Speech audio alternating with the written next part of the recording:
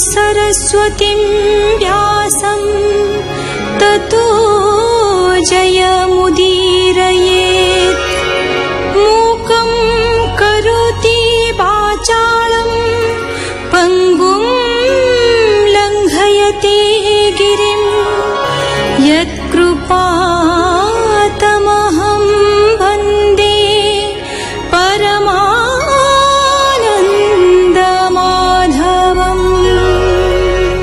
श्रीकृष्ण उद्धव को कहते सांख्य जोग जानिले पुरुष भेद ज्ञान जनित सुख दुखादि भ्रमरू सद्य मुक्त हुए।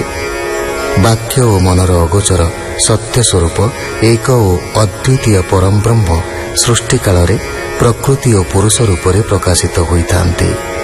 गुणरू महतत्व, महतत्वरू अहंकार, अहंकाररू पंच तन्मात्रा और इंद्रिय एवं मनर सृष्टि एसबु एकत्रित होई ब्रह्मांड रूपक अन्न उत्पन्न करे। अन्न परमेश्वरଙ୍କ विश्राम स्थान। सेठारे तांको नाभि कमलरू ब्रह्म आविर्भूत होई सृष्टि भियाइथान्ते।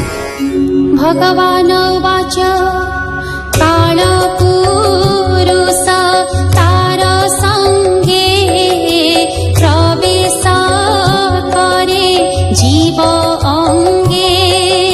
से जीव पसे मोर ताहि मोहि केवल मात्र थाई। मोहि सकल भावे साखी मो बिनु आन नाही लखी। मोहि मोहर आश्रय थाई एणु निराधार बोला।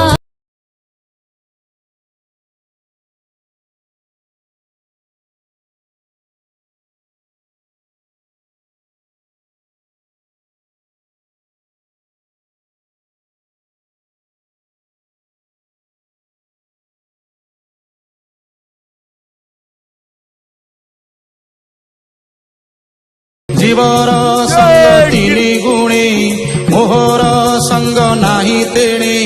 त्रिगुणे कर्म फल भुंजे जीव संसार चक्रे मजे। एणु सात्विके जेते प्राणी स्वभावे रजतम जिणी। निर्मल सत्व गुण जेबे सकल सिद्धि लभे तेबे। जे राजो गुणे संग होई से दुख जस श्रील भई। जे मूढ़ तम गुणे मिसे से शोक मोह हिंसा बसे। प्रसन्न चित्त इंद्रिय शांत निर्भय विषय रहित।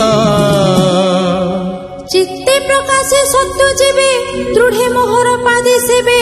जे कर्म फल प्राप्ति अर्थे मन चंचल विरते।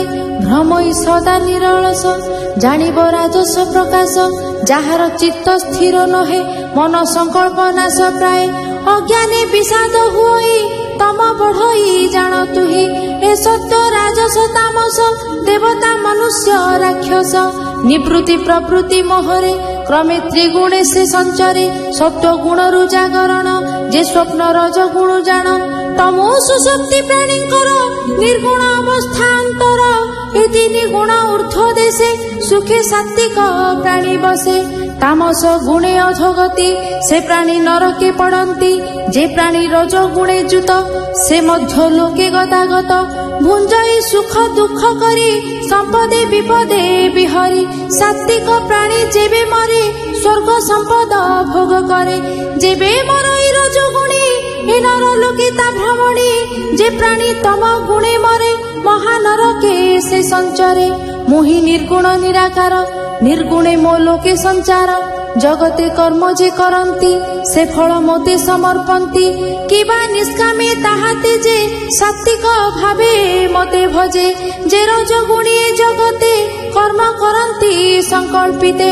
दंभ मच्छर हिंसा मान তামস কর্মে প্রধান যে কর্ম করে সত্য গুণে তা জানি মুকতি লক্ষণে সংকল্প বিকল্প কারণে জ্ঞান সাধন রজগুণে প্রাকৃত ভাগতম গুণ অজ্ঞান সংসার কারণ মোরে অর্পিত ଯେଉଁ জ্ঞାନ ନିର୍ଗୁଣ ସାଧନ ଲକ୍ଷଣ ସାତ୍ବିକ ଫଳେ ବନବାସ ଗ୍ରାମେ କର୍ମ ସାଧେ ରାଜସ ମଦିର ପାନି ଗୋଷ୍ଠୀ ମେଳି ଦ୍ୟୁତ ଶକଟା ପଶା ଖେଳି ତାମସ ଗୁଣ ଫଳ ଏତେ ଗ୍ରାମ ଅରଣ୍ୟ ମଧ୍ୟ ଗତେ ମୋର ମନ୍ଦିରେ ପୁଣ୍ୟ କର୍ମ ସାତ୍ବିକ ମତେ କରେ ଧର୍ମ ମୋ କଥା ଶ୍ରବଣ କୀର୍ତ୍ତନ ତାକୁ ନ ବାଧେ ତିନି ଗୁଣ ସାତ୍ବିକ କର୍ତ୍ତା କର୍ମ ଭାଗ ସେ ମତେ କରେ ଫଳ ତ୍ୟାଗ ରାଜସ କର୍ତ୍ତା କର୍ମ ଭାଗୀ ସକାମ ଭୋଗେ ଅନୁରାଗୀ ସ୍ୱଭାବେ କର୍ମ ଗୁଣତମ ମୂଢ ଅଜ୍ଞାନ ମତି ଭ୍ରମ ମୋର ଆଶ୍ରିତ ପ୍ରାଣୀ ଯେତେ